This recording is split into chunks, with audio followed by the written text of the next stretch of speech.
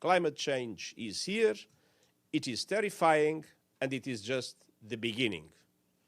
The era of global warming has ended, the era of global boiling has arrived. The air is unbreathable, the heat is unbearable, and the level of fossil fuel profits and climate inaction is unacceptable. Leaders must lead.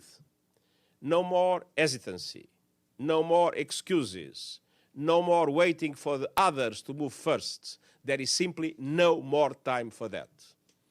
It is still possible to limit global temperature rise to 1.5 degrees Celsius and avoid the very worst of climate change, but only with dramatic, immediate climate action. Secretary General Xu Dezhi with China Central Television. A quick follow-up on Edith's question on the Black Sea initiative. Many banks, investors, and other financial actors continue to reward polluters and incentivize wrecking the planet. We need a course correction in the global financial system so that it supports accelerated climate action. That includes putting a price on carbon and pushing the multilateral development banks to overhaul their business models and approaches to risk.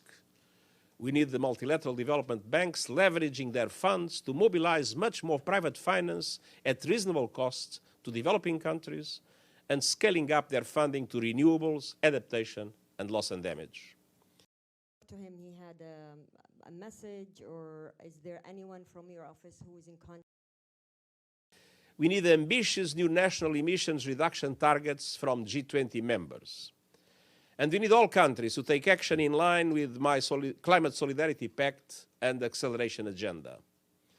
Hitting fast forward so that developed countries commit to reach net zero emissions as close as possible to 2040 and the emerging economies as close as possible to 2050, with support from developed countries to do so.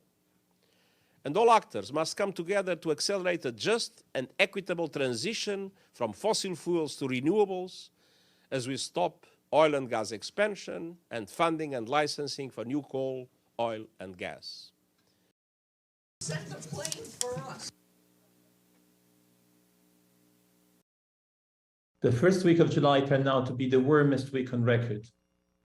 Now that we are well into the third week and getting into the fourth week of July, looking at the following 2 weeks, or the first 3 weeks together, we can say that the first 3 weeks of July have been the warmest 3 weeks period ever observed in our record.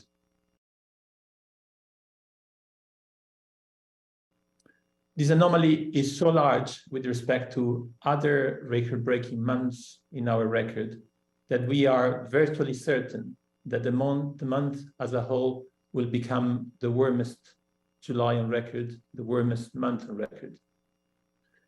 In all likelihood, we have never experienced a world so hot in modern history.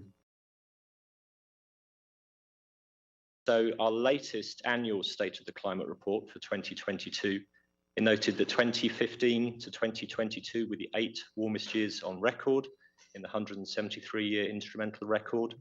And this was despite the La Nina conditions that have persisted throughout the last 3 years. We're monitoring the climate and we've been observing a long-term warming that's been driven by continued increases in greenhouse gases.